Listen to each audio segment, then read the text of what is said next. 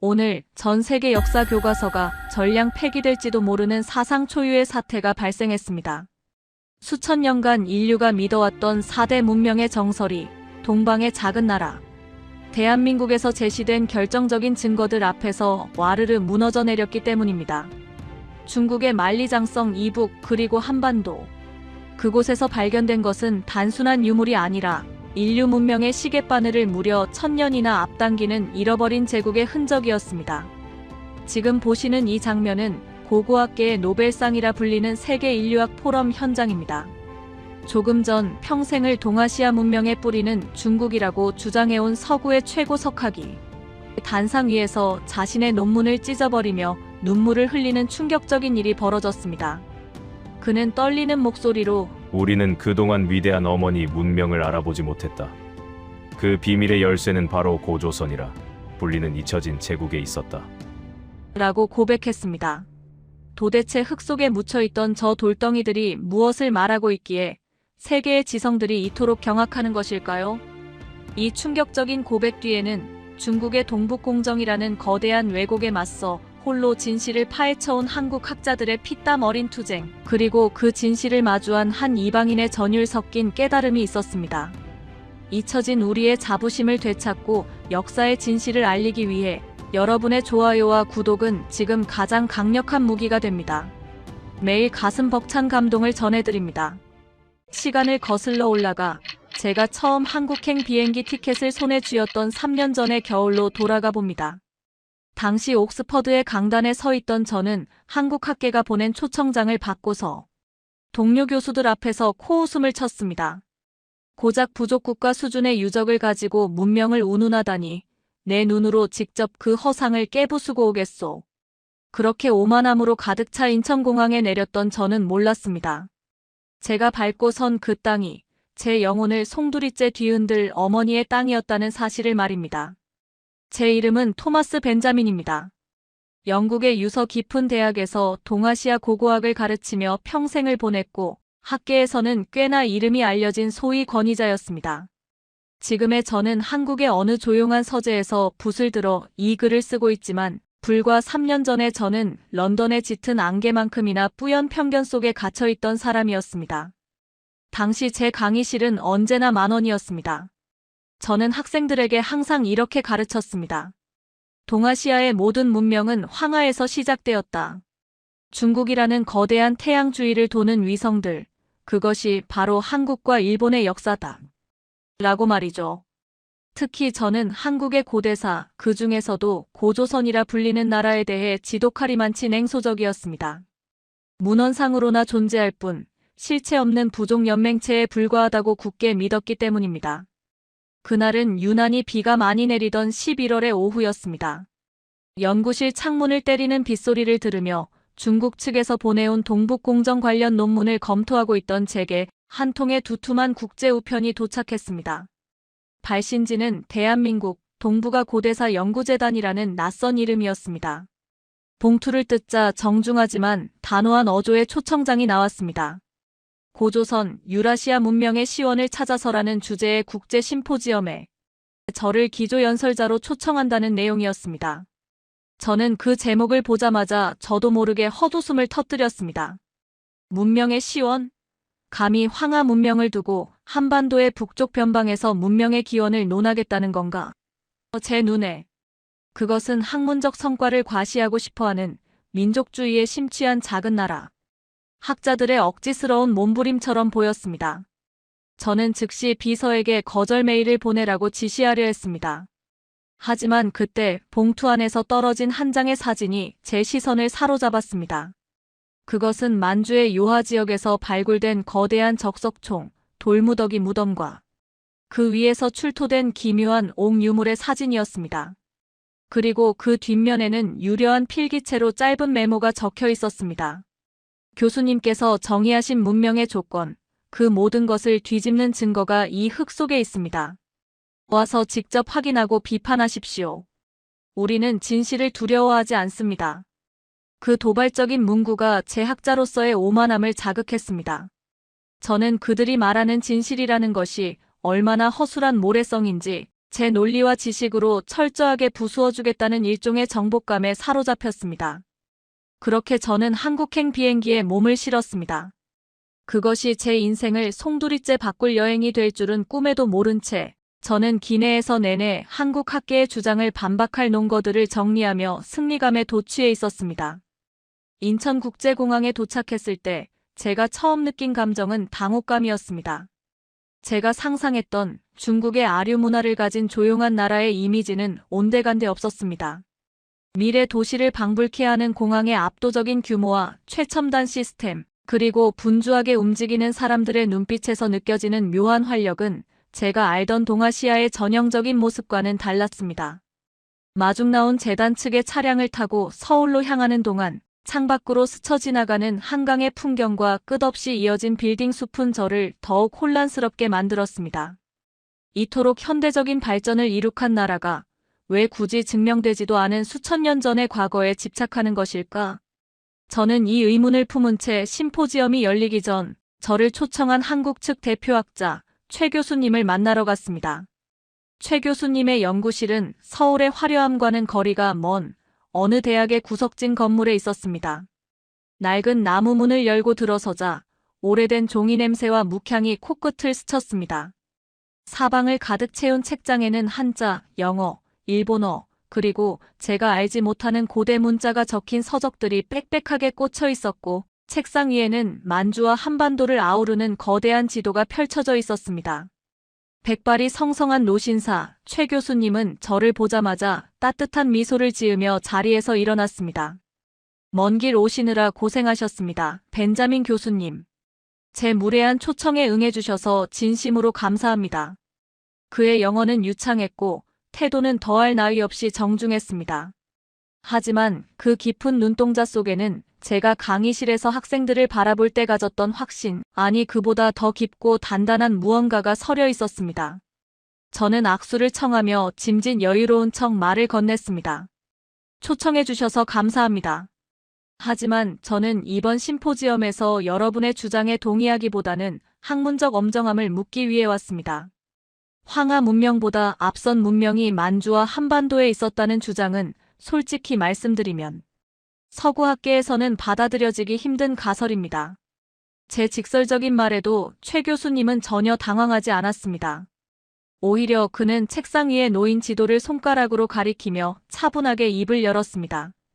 교수님, 우리는 흔히 4대 문명을 이야기할 때 거대한 건축물이나 문자를 기준으로 삼습니다. 하지만 인류의 역사는 돌에 새겨진 기록보다 훨씬 더 깊고 방대합니다. 교수님께서는 혹시 요하 문명 혹은 홍산 문화에 대해 얼마나 알고 계십니까? 홍산 문화라면 중국 내몽골 지역에서 발견된 신석기 문화 아닙니까? 중국 학계에서는 그것을 중화 문명의 발원지라고 주장하고 있더군요. 하지만 그조차도 결국은 중국사의 일부 아닙니까? 제가 반문하자 최 교수님은 고개를 가로저으며 서랍에서 조심스럽게 유물 사진 몇 장과 도면을 꺼내 제 앞에 놓았습니다. 중국은 현재 자신들의 영토 안에 있다는 이유로 그 모든 것을 자신들의 역사, 즉 중화의 뿌리라고 주장합니다. 하지만 교수님, 이 유물들을 보십시오. 이것은 비파형 동검이고 이것은 고인돌입니다. 그리고 이것은 홍산 문화의 핵심인 옥기입니다. 이들의 분포도를 보시면 황하 유역과는 확연히 다른 독자적인 문화권이 존재했음을 알 수 있습니다. 그가 보여준 지도에는 붉은 점들이 만주 벌판을 넘어 한반도 남쪽 끝, 그리고 바다 건너 일본 규슈 지역까지 이어져 있었습니다. 특히 고인돌의 분포도는 충격적이었습니다. 전 세계 고인돌의 절반 이상이 이 좁은 한반도와 만주 지역에 집중되어 있다는 사실, 그리고 그 고인돌들이 단순한 무덤이 아니라 천문 현상을 관측하고 거대한 공동체 의식을 유지했던 문명의 증거라는 그의 설명은 제 상식을 건드리기 시작했습니다. 교수님, 고인돌 하나를 만들기 위해 얼마나 많은 인력이 필요한지 아십니까?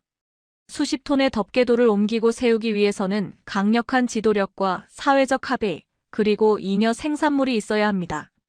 이것은 단순한 부족 사회에서는 불가능한 일입니다.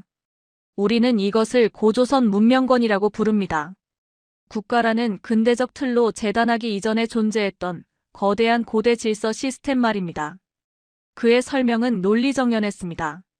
제가 알고 있던 국가의 개념, 즉 성벽을 쌓고 왕궁을 지어야만 문명이라고 믿었던 서구적 관점에 균열을 내는 발언이었습니다. 그는 유목 문명과 농경 문명이 만나는 접점, 그 역동적인 공간에서 탄생한 제3의 문명에 대해 이야기하고 있었습니다. 하지만 저는 여전히 의심을 거둘 수 없었습니다. 그렇다면 기록은 어디 있습니까? 문자가 없는 문명을 어떻게 증명한다는 말입니까? 중국의 사료에 나오는 단편적인 기록들만으로는 그 실체를 인정하기 어렵습니다. 제 날카로운 지적에 최 교수님은 잠시 침묵했습니다. 그리고는 자리에서 일어나 창밖을 응시하며 조용히 말했습니다. 기록은 승자의 것입니다. 그리고 잊혀진 자들은 말이 없지요. 하지만 땅은 거짓말을 하지 않습니다. 교수님, 내일 저와 함께 가실 곳이 있습니다.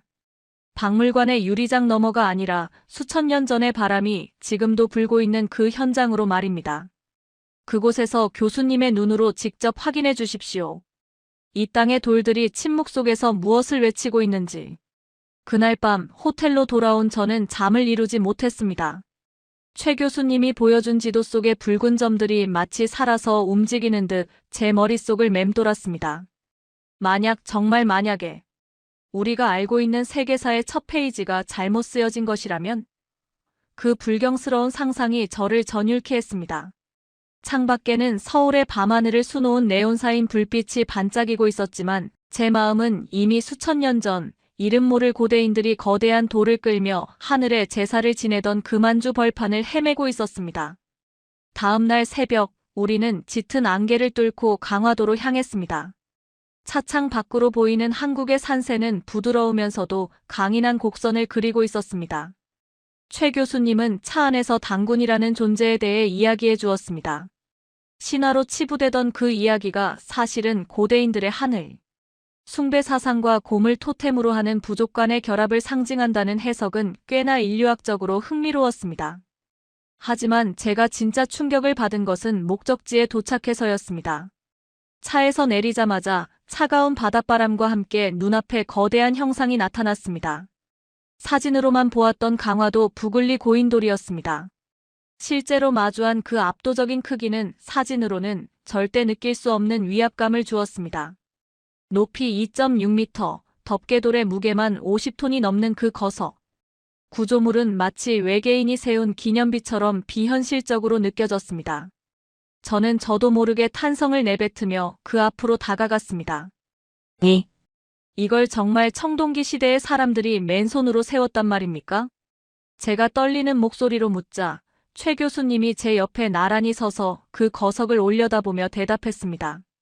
그렇습니다. 그리고 더 놀라운 것은 이 돌이 이곳의 것이 아니라는 점입니다.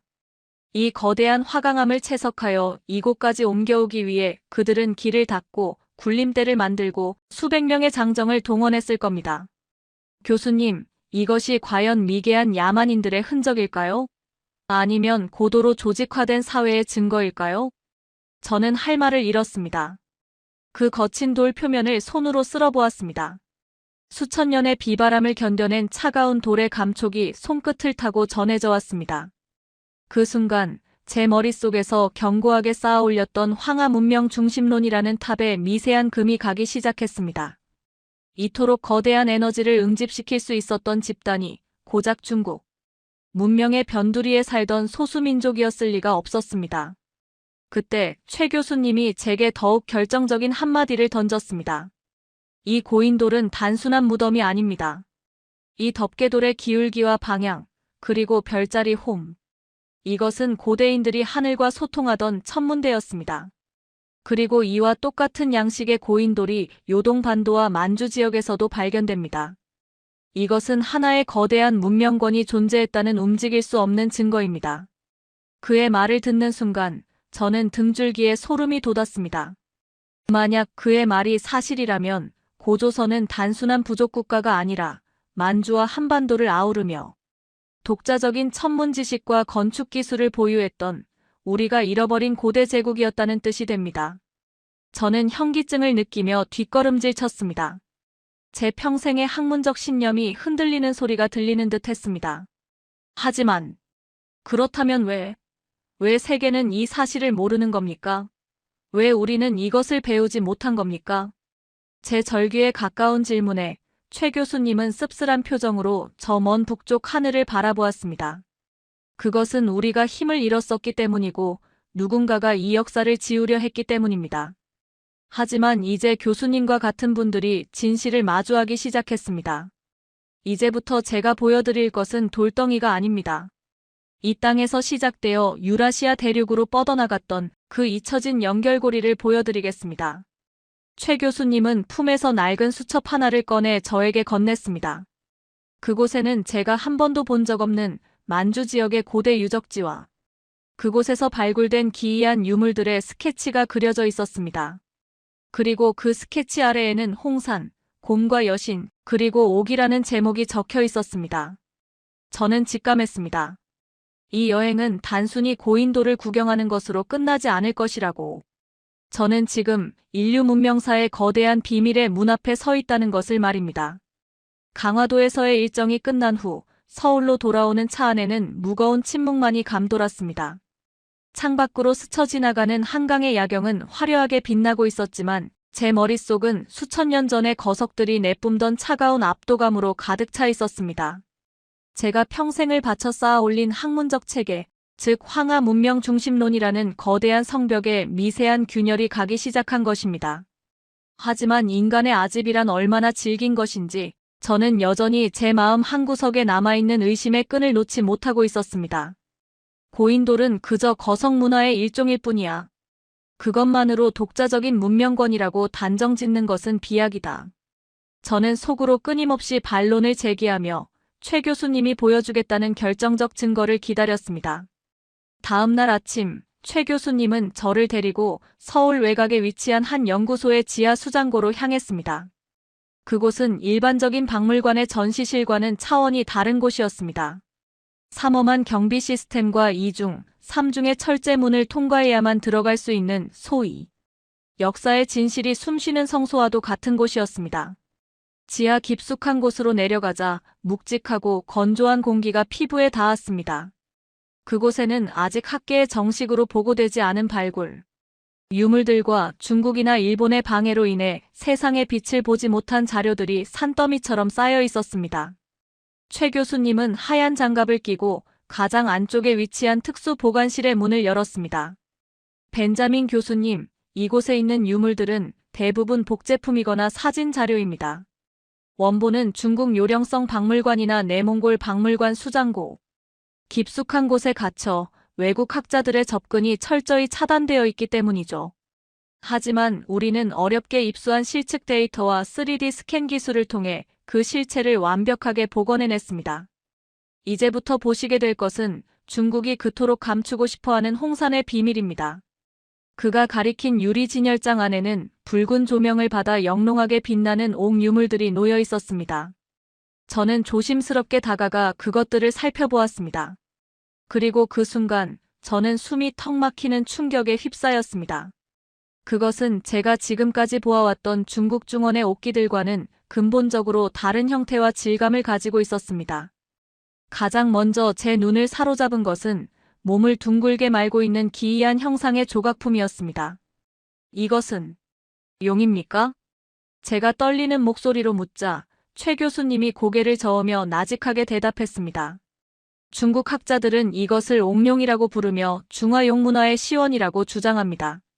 하지만 교수님, 자세히 보십시오.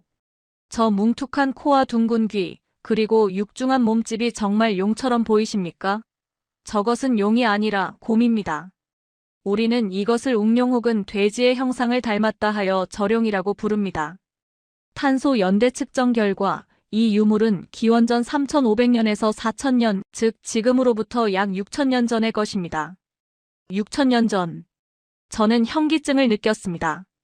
4대 문명의 발상지라 불리는 메소포타미아나 이집트, 황하 문명이 태동하기도 훨씬 전에 동북아시아의 만주 벌판에서 이토록 정교한 옥, 가공 기술을 가진 문명이 존재했다는 사실은 제 상식을 송두리째 뒤흔들었습니다. 옥은 다이아몬드 다음으로 단단한 광물입니다. 철기나 청동기 도구도 없던 신석기 시대에 오로지 모래와 물, 그리고 끈질긴 인내심만으로 이토록 매끄럽고 정교한 곡선을 깎아냈다는 것은 그 사회가 이미 고도로 분업화되고 계급이 분화된 초기 국가 단계에 진입했음을 의미하는 것이었습니다. 더 놀라운 것을 보여드리겠습니다.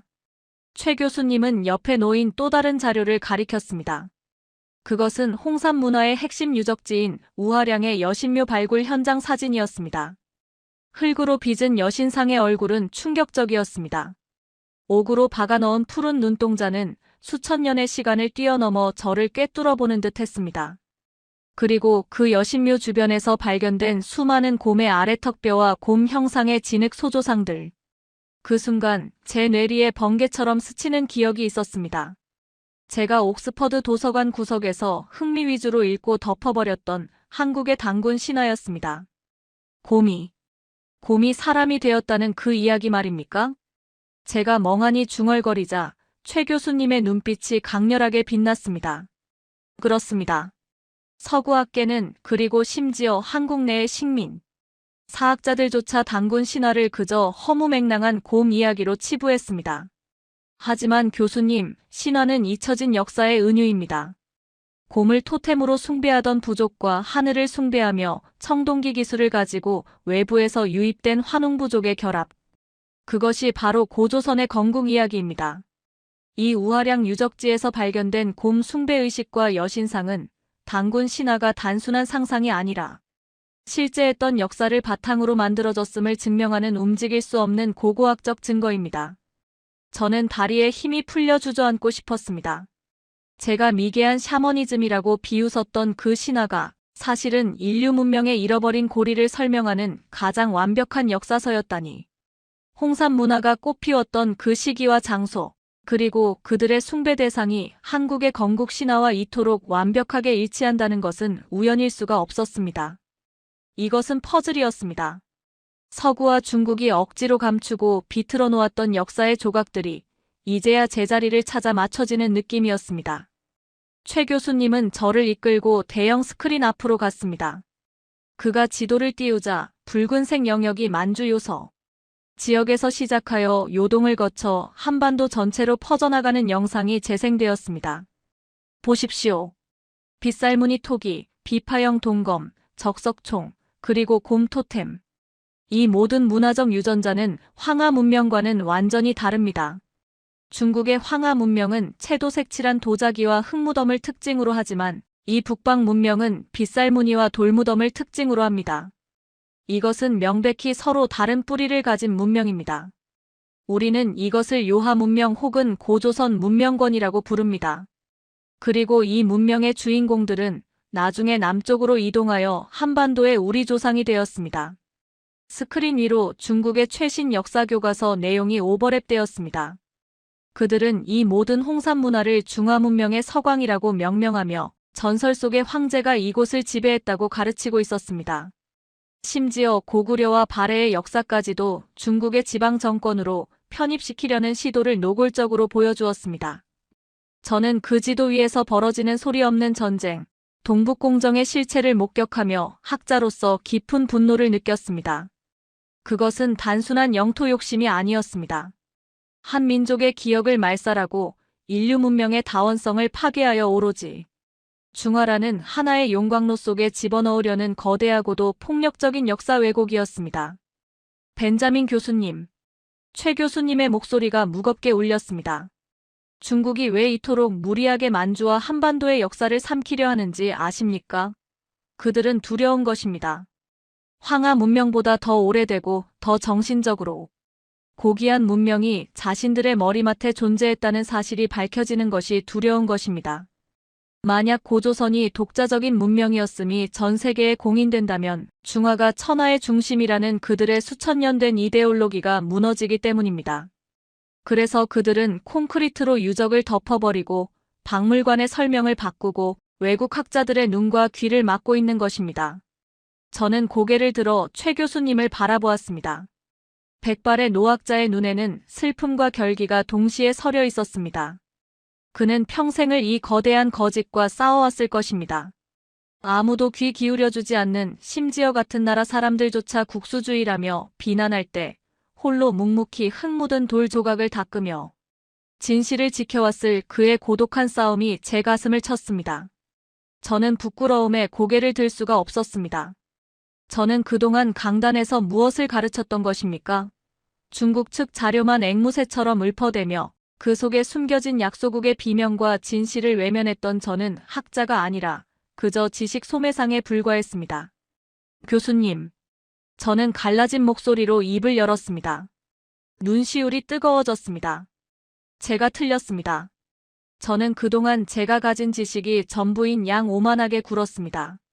이 땅에 이렇게 위대하고 오래된 어머니의 문명이 살아 숨쉬고 있었다는 것을 저는 몰랐습니다. 용서하십시오. 그리고 감사합니다. 이 진실을 보게 해주셔서. 최 교수님은 엷은 미소를 지으며 제 손을 잡았습니다. 그의 손은 거칠고 따뜻했습니다. 사과는 필요 없습니다, 교수님. 이제라도 아셨으니 교수님의 펜으로 그리고 교수님의 목소리로 세계에 알려주십시오. 우리가 잃어버린 제국이 아니라 잊혀진 제국의 후예라는 것을. 그리고 이 문명의 정신이 어떻게 오늘날까지 이어져 한국이라는 나라를 지탱하는 힘이 되었는지를 말입니다. 그는 저를 데리고 수장고의 가장 안쪽 별도로 마련된 작은 공간으로 안내했습니다. 그곳에는 단 한 개의 유물이 놓여 있었습니다. 화려한 금관도 거대한 청동검도 아니었습니다. 그것은 아주 작고 투박한 하지만 기묘한 아우라를 뿜어내는 청동 거울이었습니다. 다뉴세문 경잔무늬 거울. 지름 21cm의 작은 원 안에 머리카락보다 얇은 0.3mm 간격의 선이 무려 13,000개나 새겨져 있는 현대의 나노 기술로도 재현하기 힘들다는 그 불가사의한 유물이었습니다. 이것을 보십시오. 이것은 기원전 4세기의 것입니다. 당시 고조선의 장인들은 돋보기도 정밀 가공 기계도 없이 오로지 손끝의 감각만으로 이 우주를 담아냈습니다. 이 거울에 빛을 비추면 마치 태양처럼 눈부신 광채가 뿜어져 나옵니다. 이것은 단순한 기술이 아닙니다. 이것은 홍익인간 널리 인간을 이롭게 하라이라는 고조선의 건국 이념을 형상화한 것입니다. 빛으로 세상을 비추고 기술로 사람을 살리는 정신. 그 정신이 수천 년을 흘러 지금의 대한민국을 만든 반도체 기술로, 의료 기술로, 그리고 전 세계를 감동시키는 문화의 힘으로 이어지고 있는 것입니다. 저는 전율했습니다.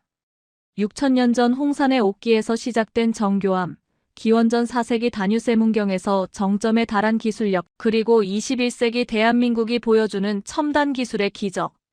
이 모든 것이 끊어지지 않은 하나의 거대한 흐름, 즉 문명적 DNA로 연결되어 있다는 사실을 깨달았기 때문입니다.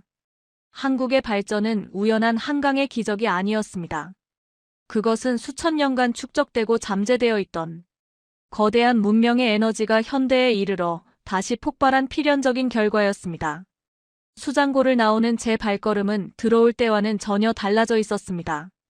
제 가슴 속에는 이제 단순한 호기심이 아닌 무거운 사명감이 자리 잡았습니다. 이 위대한 이야기를 묻혀있던 진실을 세상 밖으로 끄집어내야 한다는 강렬한 의무감이었습니다.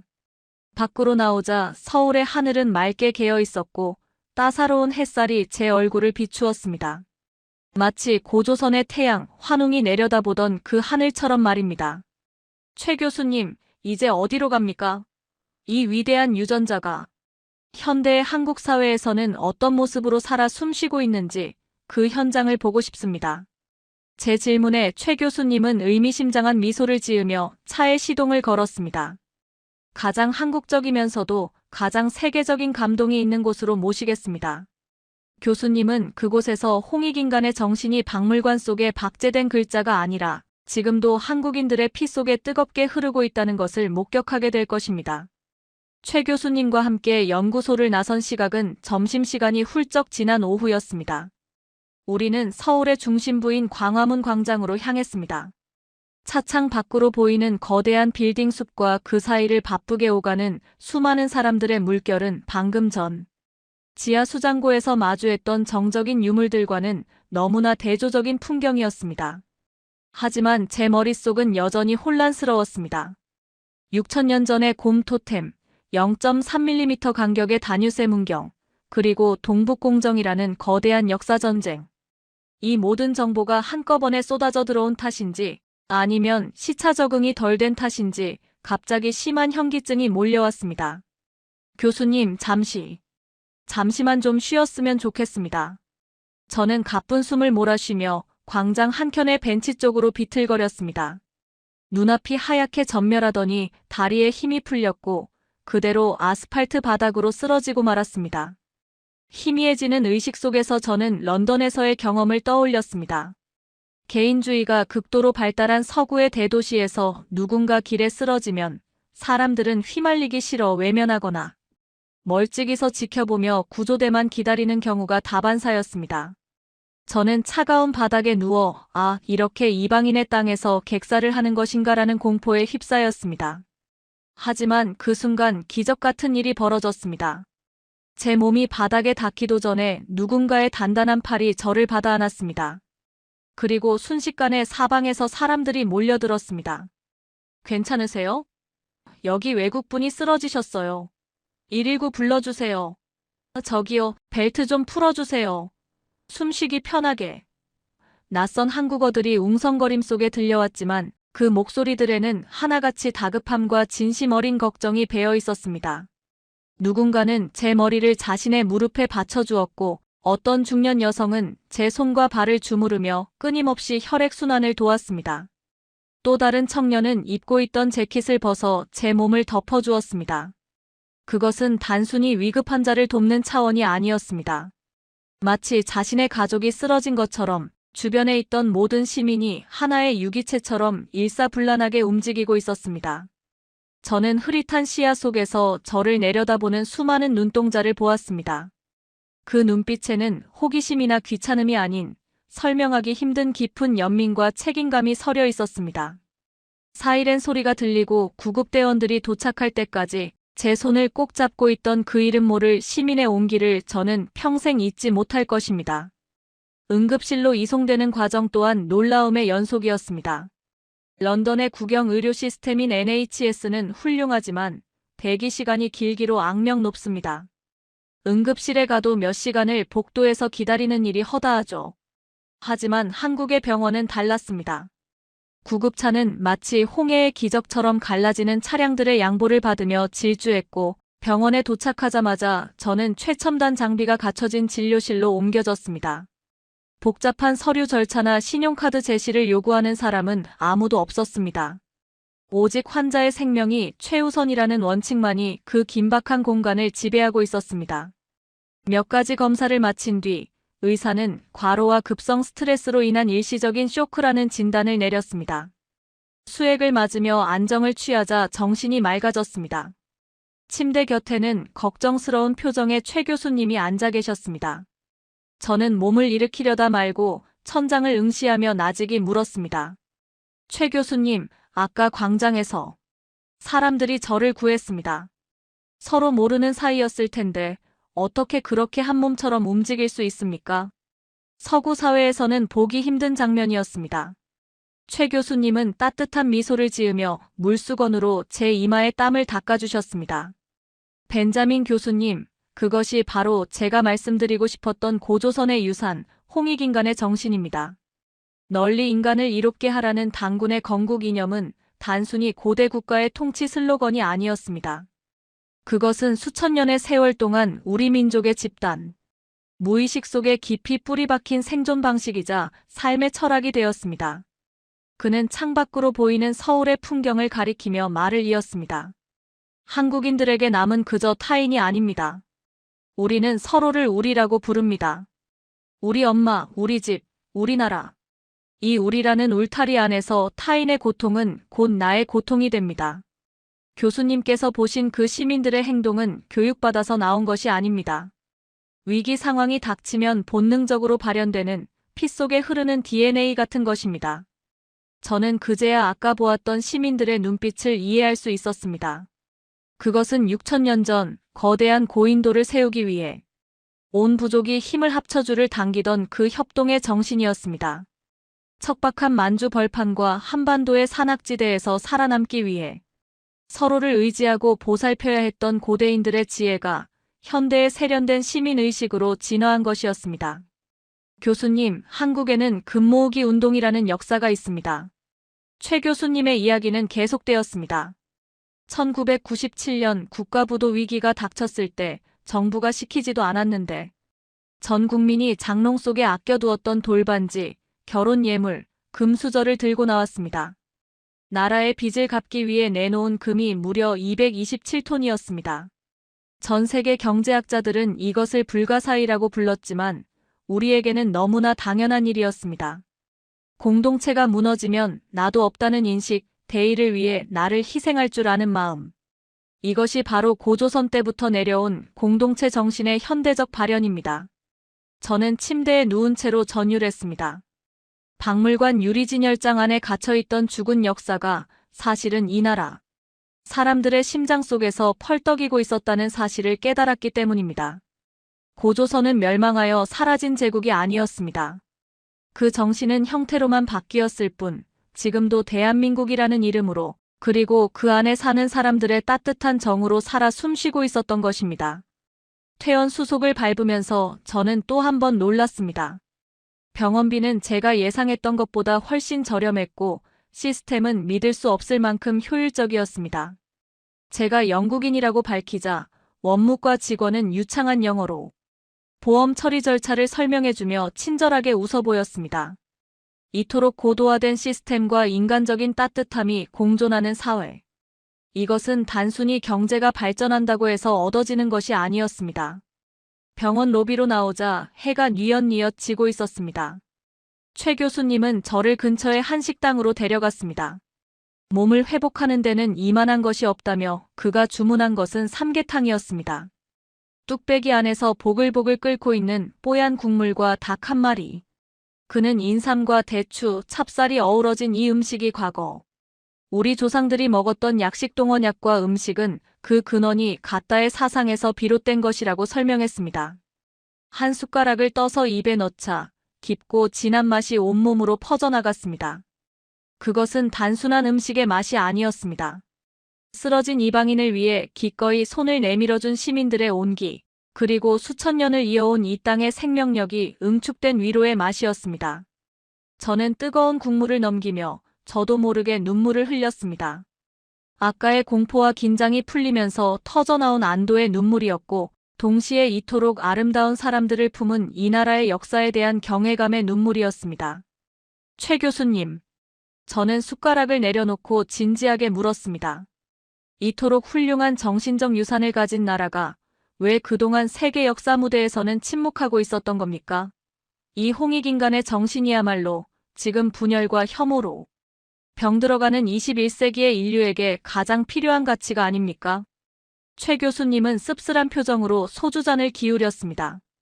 우리는 너무 오랫동안 힘의 논리에 짓눌려 있었습니다. 일제강점기 동안 우리의 역사는 난도질당했고 너희는 타율적이고 정체된 민족이라는 식민사관에 세뇌당했습니다. 그리고 이어진 전쟁과 가난. 먹고 살기 바빴던 우리는 우리 안에 있는 거인을 잊고 살았습니다. 심지어 우리 스스로도 단군을 미신이라 치부하고 고조선을 작은 부족국가로 격하하며 자학했었죠. 그는 젖은 눈으로 저를 바라보았습니다. 하지만 이제 때가 되었습니다.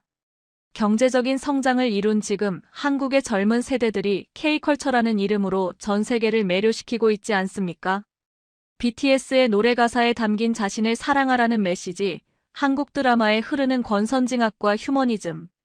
이것들이 전 세계인의 공감을 얻는 이유는 그 바탕에 인류 보편적인 사랑, 즉 홍익인간의 DNA가 깔려있기 때문입니다. 이제 우리는 잃어버린 기억을 되찾고 당당하게 우리의 역사를 말해야 합니다. 그날 밤 저는 호텔 책상에 앉아 런던의 동료 교수에게 이메일을 썼습니다. 존, 자네가 알던 동아시아의 역사는 수정되어야 하네. 아니, 처음부터 다시 쓰여져야 해. 나는 오늘 박물관이 아니라 거리에서, 병원에서, 그리고 뚝배기 한 그릇 속에서 5,000년 된 제국을 만났네. 그들은 칼과 창으로 세상을 정복한 제국이 아니라 사람을 살리고 널리 이롭게 하는 정신으로 영원히 살아남은 문화의 제국이었어. 메일의 전송 버튼을 누르며 저는 결심했습니다. 내일은 최 교수님이 말씀하신 마지막 여정, 이 모든 역사의 퍼즐을 완성할 장소로 떠날 것입니다. 그곳에서 저는 제가 확인한 모든 진실을 엮어 서구학계에 던질 거대한 파문을 준비할 것입니다. 이제 저는 단순한 관찰자가 아니었습니다. 저는 이 위대한 진실의 증언자가 되어가고 있었습니다. 서울역에서 KTX에 몸을 실었을 때 저는 또 한 번 묘한 기시감과 감탄을 동시에 느꼈습니다. 시속 300km로 한반도의 대동맥을 질주하는 이 강철의 준마는 과거 만주 벌판을 호령하던 고대 기마민족의 역동성이 현대기술로 재탄생한 듯한 착각을 불러일으켰습니다. 찻잔 속의 물결조차 잃지 않는 정숙함 속에서 창밖 풍경은 빠르게 뒤로 밀려나고 있었습니다. 산과 강이 끊임없이 이어지는 이 험준한 지형을 뚫고 불과 2시간 남짓 만에 국토의 끝자락으로 이동한다는 것은 단순한 토목기술의 승리가 아니었습니다. 그것은 속도를 지배했던 고대인들의 DNA가 현대의 교통 인프라로 발현된 결과물처럼 보였습니다. 최 교수님은 차창 밖으로 스쳐 지나가는 산맥을 가리키며 조용히 입을 여셨습니다. 벤자민 교수님, 우리는 지금 천년의 고도 경주로 갑니다. 서구 사학계는 흔히 한국을 중국 문화의 수혜자 혹은 변방의 아류라고 묘사하곤 합니다.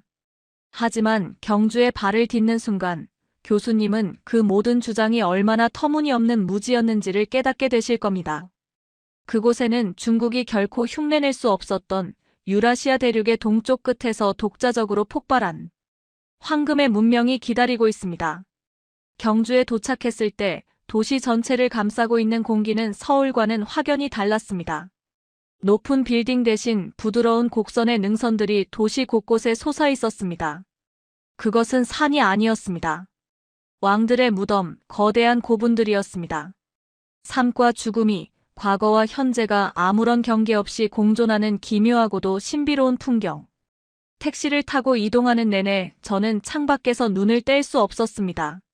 마치 도시 전체가 지붕 없는 거대한 박물관 같았습니다. 우리는 가장 먼저 국립경주박물관으로 향했습니다. 최 교수님은 저를 신라 역사관의 가장 깊숙한 곳, 어둠 속에 오직 하나의 피사체만을 위해 조명이 집중된 곳으로 안내했습니다. 그리고 그곳에서 저는 제 학자로서의 인생을 송두리째 뒤흔드는 압도적인 아름다움을 마주했습니다. 유리관 너머에서 숨막히는 황금빛 아우라를 뿜어내고 있는 것. 바로 신라의 금관이었습니다. 저는 숨을 죽이고 마치 홀린 사람처럼 그 앞에 다가갔습니다. 순도 높은 황금판을 오려 만든 세움 장식, 그리고 그 위에 촘촘히 매달린 수많은 비취색 고곡과 황금 달개들. 사람이 움직일 때마다, 바람이 불 때마다 영롱한 빛과 소리를 냈을 그 관을 보며 저는 떨리는 손으로 안경을 고쳐 썼습니다. 최 교수님, 이것은 중국의 것이 아닙니다. 제 목소리는 흥분으로 갈라져 있었습니다. 중국의 황제들은 면류관이라 하여 앞뒤로 구슬을 늘어뜨린 천모자를 썼습니다. 하지만 이 형상, 이 나뭇가지 모양과 사슴뿔 형상은 최 교수님이 고개를 끄덕이며 제 말을 받았습니다.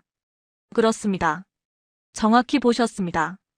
이것은 시베리아의 자작나무 그리고 알타이 초원을 달리는 사슴의 뿔을 형상화한 것입니다. 이것은 북방 유목민족, 즉 스키타이와 흉노, 그리고 몽골로 이어지는 샤머니즘의 전형적인 상징입니다. 신라의 왕들은 자신들을 샤먼 킹, 즉 하늘과 땅을 연결하는 제사장으로 인식했습니다.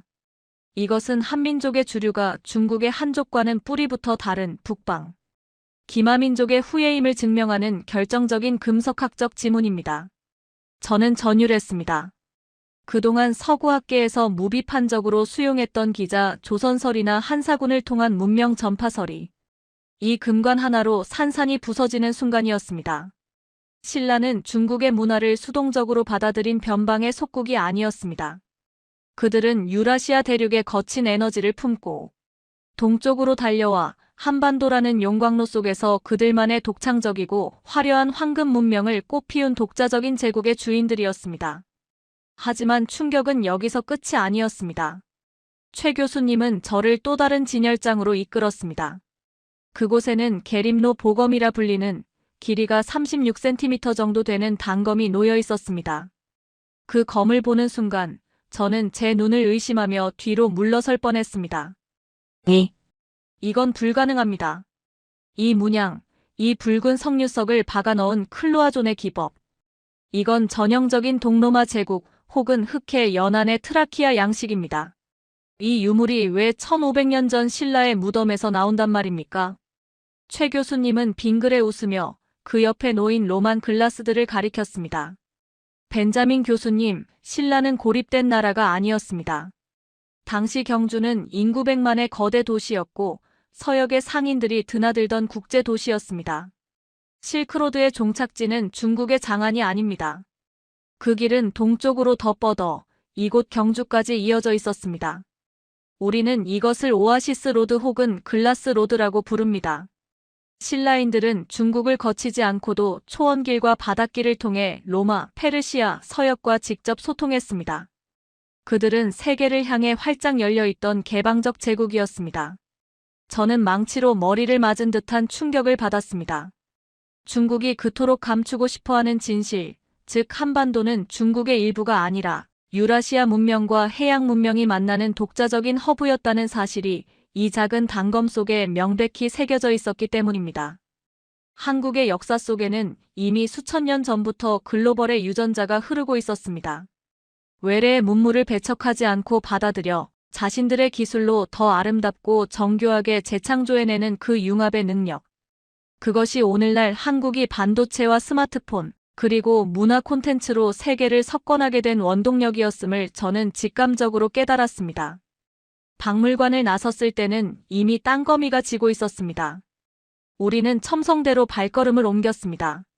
어둠이 내려앉자 부드러운 조명을 받은 첨성대의 실루엣이 밤하늘을 배경으로 신비롭게 떠올랐습니다.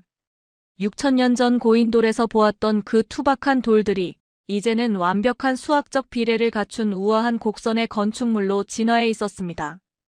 교수님, 이 첨성대를 단순히 별을 보는 전망대로 생각하시면 곤란합니다. 최 교수님은 첨성대의 구조를 하나하나 짚어가며 설명하기 시작했습니다.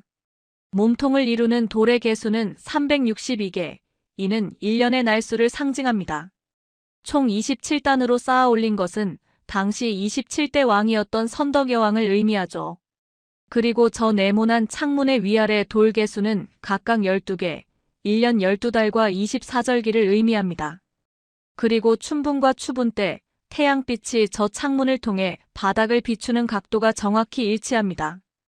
이것은 단순한 건축물이 아니라 돌로 만든 정밀한 달력이자 천문 계산기입니다. 그의 설명을 들으며 첨성대를 올려다보자 1400년 전 밤하늘을 올려다보며 백성들의 농사 시기를 걱정하던 신라 과학자들의 숨결이 느껴지는 듯 했습니다. 경천해인 하늘을 공경하고 사람을 사랑하는 마음. 그 정신이 과학기술과 만났을 때 이토록 아름답고 실용적인 걸작이 탄생한 것입니다. 한국인들은 예로부터 손기술이 좋고 수학에 능했습니다. 하지만 그 기술을 결코 사람을 죽이는 무기보다는 하늘의 뜻을 읽고 사람을 살리는 데 더 많이 사용했습니다. 지금 대한민국이 세계적인 우주강국으로 발돋움하고 최고의 IT 기술을 보유하게 된 것은 우연이 아닙니다. 바로 저 첨성대에서부터 이어진 탐구의 유전자가 면면이 흐르고 있기 때문입니다. 밤이 깊어가자 우리는 경주 시내의 한적한 곳에 위치한 성덕대왕 신종, 일명 에밀레종이 있는 곳으로 갔습니다. 거대한 청동종 앞에 서자 압도적인 위용에 저절로 고개가 숙여졌습니다. 최 교수님은 관리인의 양해를 구하고 종소리가 녹음된 고음질 스피커를 켰습니다.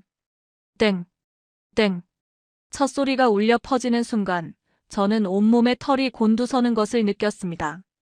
그것은 단순한 금속의 마찰음이 아니었습니다.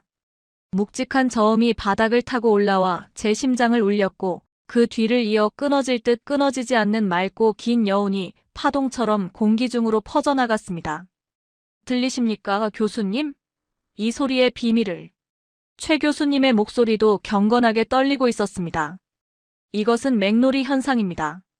두 개의 서로 다른 주파수가 미세하게 간섭을 일으켜 소리가 커졌다, 작아졌다를 반복하며 숨을 쉬는 듯한 소리를 만들어냅니다. 현대의 음향학자들도 이 종의 성분을 분석했지만 지금의 기술로도 이토록 완벽한 소리를 재현해내지 못하고 있습니다. 1200년 전 신라의 장인들은 쇳물의 인성분을 섞고 종의 두께를 미세하게 조절하여 인간의 영혼을 가장 깊게 울리는 주파수를 찾아냈습니다. 저는 눈을 감고 그 소리에 몸을 맡겼습니다. 그 소리에는 한민족의 기쁨과 슬픔, 염원과 기도가 모두 녹아있는 듯 했습니다.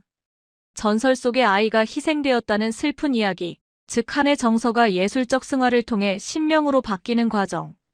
그것은 고통을 아름다움으로 극복해내는 한국인 특유의 정신세계를 보여주는 청각적 증거였습니다. 서구의 종소리가 웅장하고 권위적이라면 신라의 종소리는 따뜻하고 위로적이었습니다. 마치 어머니의 자장가처럼 듣는 이의 상처받은 마음을 어루만져 주었습니다.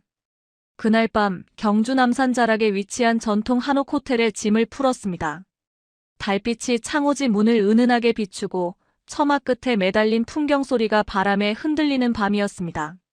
잠이 오지 않아 대청마루에 나와 앉아 있는데 최 교수님이 따뜻한 차를 들고 나오셨습니다. 오늘 하루 충격이 크셨을 겁니다. 그가 건넨 찻잔에서는 은은한 국화향이 피어올랐습니다. 최 교수님. 제가 조용히 입을 열었습니다. 저는 오늘 제가 그동안 그렸던 세계 지도를 찢어버렸습니다. 한국은 대륙의 막다른 골목이 아니었습니다. 북방의 기상과 남방의 섬세함, 대륙의 힘과 해양의 개방성이 만나는 세계에서 가장 역동적인 문명의 접점, 인터페이스였습니다. 저는 밤하늘의 별을 바라보며 말을 이었습니다. 신라의 황금 문화는 단순히 사치스러운 유물이 아니었습니다. 그것은 어떤 외래의 문화도 거부하지 않고 받아들여 자기 것으로 만드는 자신감의 표현이었습니다. 그리고 그 자신감이 수천 년의 세월을 건너 오늘날 K-팝과 한류라는 이름으로 다시 전 세계를 매혹시키고 있는 것이군요. 역사는 단절되지 않았습니다. 단지 우리가 보지 못했을 뿐. 최 교수님은 깊은 눈으로 저를 응시하며 고개를 끄덕였습니다. 맞습니다. 우리는 수천 번의 침략을 당했고 식민 지배와 전쟁으로 모든 것을 잃은 적도 있습니다. 하지만 우리는 꺾이지 않았습니다. 마치 대나무처럼 휘어질지언정 부러지지 않는 탄력성을 가지고 있었죠. 그것은 우리 안에 흐르는 공동체 의식과 문화적 자부심이 있었기 때문입니다. 벤자민 교수님, 이제 교수님의 여정도 마지막을 향해 가고 있습니다. 내일은 이 모든 과거의 영광이 현대의 용광로 속에서 어떻게 재탄생했는지 그 뜨거운 현장을 보시게 될 겁니다. 방으로 돌아온 저는 노트북을 켰습니다. 런던에서부터 작성해오던 논문 동아시아 문명의 주변부 연구 파일을 열었습니다. 그리고 주저없이 딜리트 키를 눌렀습니다. 대신 새로운 문서를 열고 떨리는 손가락으로 제목을 적어내려갔습니다. 황금의 제국 그리고 깨어난 호랑이, 한국은 어떻게 인류 문명의 기억을 지켜냈는가. 커서가 깜빡이는 것을 보며 저는 생각했습니다. 내일 보게 될 불의 춤. 최 교수님이 말씀하신 그곳은 아마도 한국 경제의 심장부 제철소나 조선소일 것입니다. 고대의 대장장이들이 흙과 불을 다스려 다뉴세 문경과 성덕 대왕 신종을 만들었듯이 현대의 한국인들은 그 불꽃으로 세계 최고의 강철과 배를 만들고 있을 것입니다. 과거와 현재가 완벽하게 오버랩되는 그 현장을 목격할 생각에 제 가슴은 다시 한번 벅차오르기 시작했습니다. 경주의 밤은 깊어갔지만 제 안의 열정은 이제 막 새벽을 맞이하고 있었습니다. 경주에서의 천년의 밤이 지나고 여명이 밝아올 무렵 우리는 동해안을 따라 북쪽으로 이동했습니다. 목적지는 포항이었습니다. 차창 밖으로 보이는 동해의 검푸른 바다는 거칠게 포효하고 있었습니다. 고요하고 정적인 경주의 고분들 사이를 거닐 때와는 전혀 다른 펄떡이는 생명력이 느껴지는 풍경이었습니다. 최 교수님은 운전대를 잡은 채 저 먼 수평선을 응시하며 말씀하셨습니다. 벤자민 교수님, 어제 우리는 흙과 돌 그리고 소리의 역사를 보았습니다. 하지만 오늘은 불의 역사를 보시게 될 겁니다. 이 나라가 잿더미 속에서 어떻게 불사조처럼 날아올랐는지 그 뜨거운 심장을 보여드리겠습니다. 우리가 도착한 곳은 포항제철소가 한눈에 내려다 보이는 높은 언덕 위의 전망대였습니다. 차에서 내리자마자 코 속으로 훅 끼쳐오는 매캐하면서도 비릿한 쇠냄새, 그리고 땅바닥을 통해 미세하게 전해져 오는 진동이 느껴졌습니다. 그것은 거대한 짐승이 숨을 쉬는 듯한 박동이었습니다. 전망대 유리 너머로 펼쳐진 광경은 인간이 만들었다고는 믿기 힘들 만큼 장대했습니다. 끝도 없이 펼쳐진 파이프라인, 하늘을 찌르듯 솟아오른 굴뚝에서 뿜어져 나오는 하얀 증기, 그리고 그 사이를 분주하게 오가는 거대한 특수 차량들. 최 교수님의 안내로 제철소 내부의 열연 공장을 견학할 기회를 얻었습니다. 안전모를 쓰고 공장 안으로 들어서는 순간 저는 숨이 턱 막히는 열기에 압도되었습니다. 1000도가 넘는 시뻘건 슬라브 덩어리가 롤러 위를 미끄러지듯 달려나가고 거대한 아병기가 굉음을 내며 그것을 짓누를 때마다 사방으로 불꽃이 튀었습니다. 그것은 단순한 공장이 아니었습니다. 마치 신화 속 헤파이스토스의 대장간을 현실로 옮겨놓은 듯한 숭고하고도 두려운 불의 재단이었습니다. 저는 그 붉은 쇳물을 멍하니 바라보며 어제 박물관에서 보았던 0.3mm 간격의 단유세 문경을 떠올렸습니다. 그리고 1200년 전 에밀레종을 주조하기 위해 끓는 쇳물 앞에 섰을 신라의 장인들을 생각했습니다. 보십시오, 교수님. 최 교수님이 굉음 속에서 소리쳤습니다. 이것이 한국인의 DNA입니다. 자원이라고는 석회석밖에 없는 이 나라에서 우리는 오직 사람의 의지와 기술만으로 무에서 유를 창조했습니다. 1970년대 이 공장을 지을 때 외국 전문가들은 모두 절대 불가능하다고 비웃었습니다. 자본도 기술도 자원도 없는 나라가 제철소를 짓는다는 건 미친 짓이라고 했죠. 하지만 우리 기술자들은 이것을 실패하면 우리는 모두 저 영일만 바다에 빠져 죽겠다는 필사즉생의 각오로 용광로에 불을 지폈습니다. 그의 말은 과장이 아니었습니다. 제 눈앞에서 흐르는 저 붉은 강철의 강물은 6000년 전 홍산에 옥을 갈던 인내심과 고인도를 세우던 협동심, 그리고 외세의 침략에 맞서 나라를 지키려 했던 호국 정신이 현대의 산업기술로 승화된 결정체였습니다. 한국인들은 흙을 빚어 도자기를 만들던 손으로 반도체를 빚고 쇠를 녹여 종을 만들던 손으로 세계 최고의 선박과 자동차를 만들어내고 있었던 것입니다. 서구의 산업혁명은 증기기관에서 시작되었지만 한국의 산업혁명은 정신에서 시작되었습니다. 최 교수님의 설명은 이어졌습니다.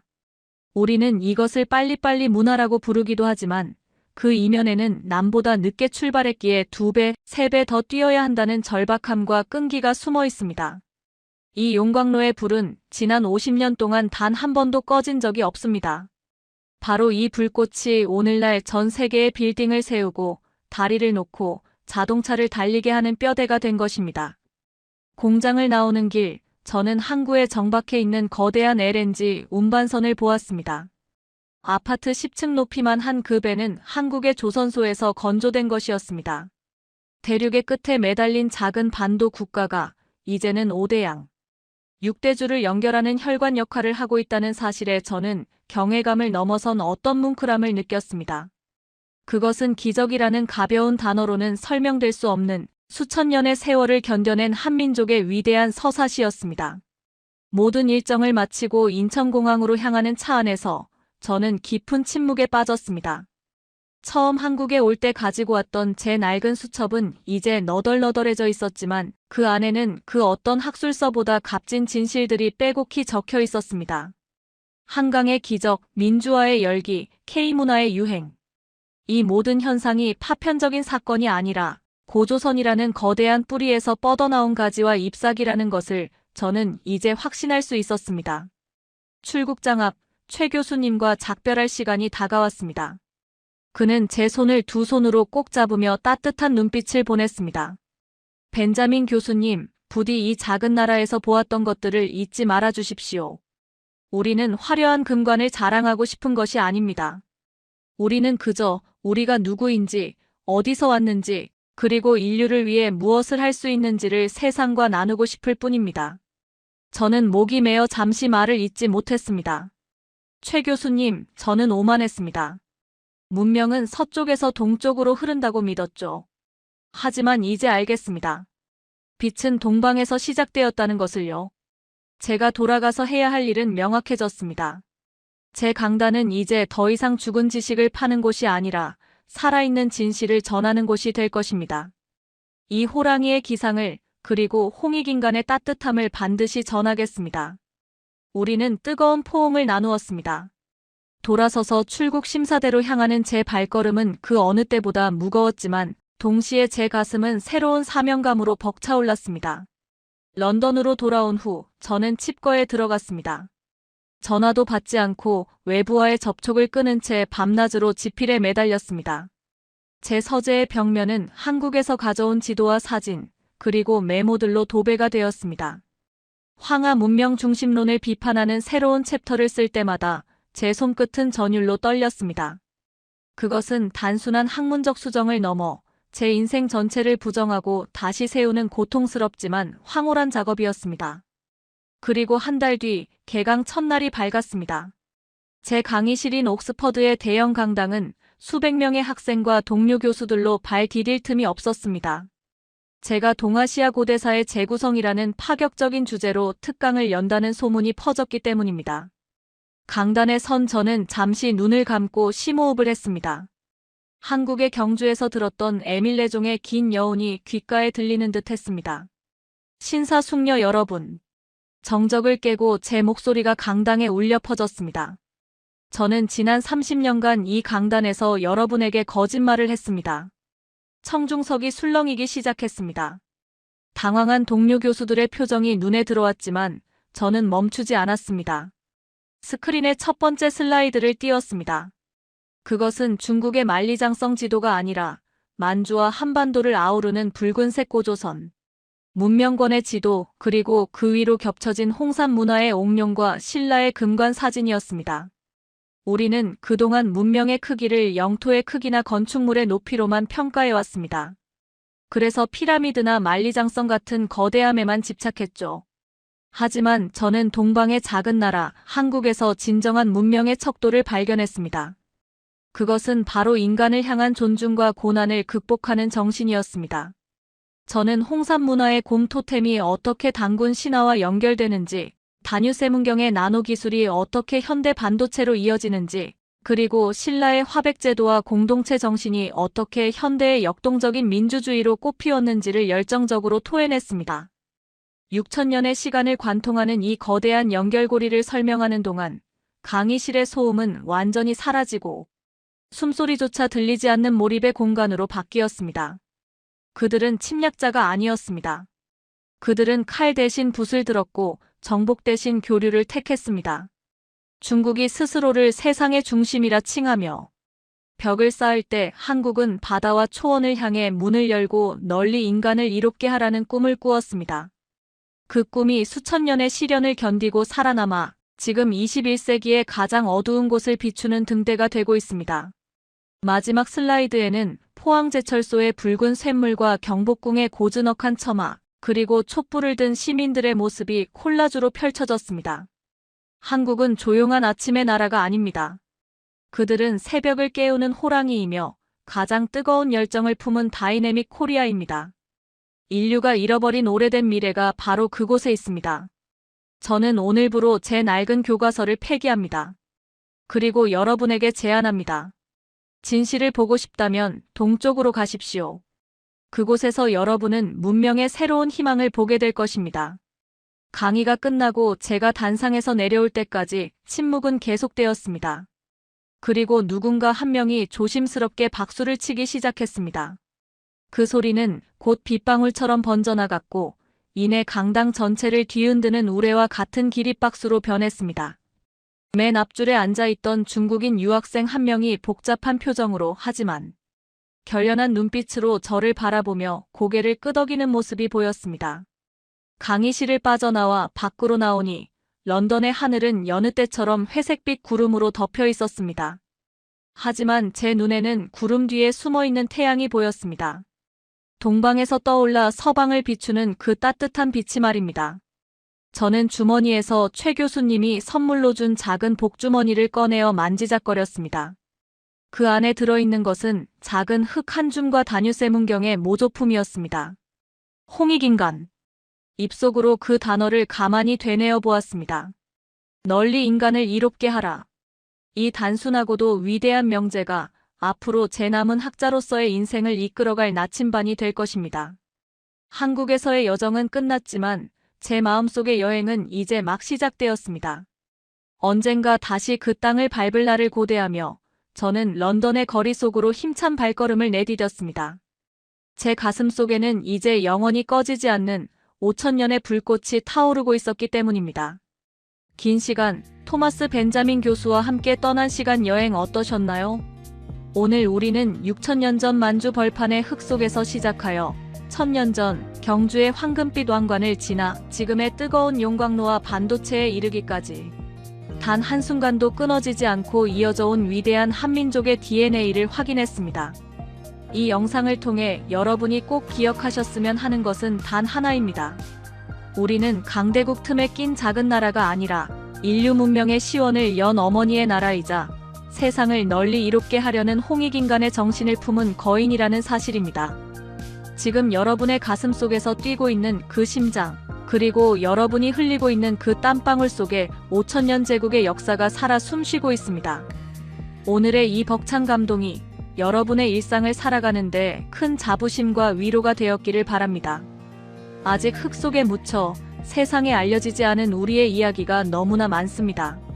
누군가는 잊으려 하고 누군가는 왜곡하려 하는 이 소중한 진실들을 우리가 계속 파헤치고 전 세계에 알릴 수 있도록 여러분의 힘을 보태주세요. 구독과 좋아요는 잃어버린 역사를 되찾는 가장 강력한 무기가 됩니다.